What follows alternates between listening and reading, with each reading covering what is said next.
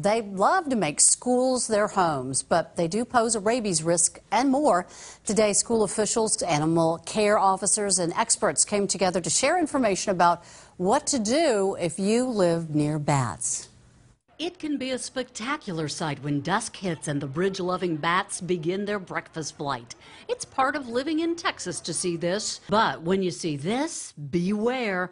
A bat on the ground is probably sick and may have rabies. You don't want to touch it. You don't want to take a chance on frightening it. Like any wild animal, a bat that is frightened might bite. And that bite may feel just like the prick of a needle, but can cause a ton of health issues.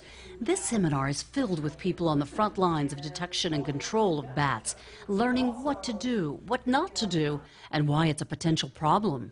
This is one of the most complete displays of bats from Texas that you will ever see.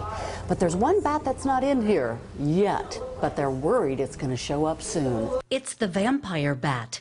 It likes it hot, and with climate changes underway, the fear is that this aggressive bloodsucker will move north from Mexico into Texas over the next 10 to 20 years. These mini Draculas don't eat insects, they eat blood. They will bite animals and humans and feed on blood. So they're actively seeking out other vertebrates as a source of his blood. It's not a vampire TV show fantasy. It's a real-life scenario that can spread disease to cows, dogs, and yes, people too.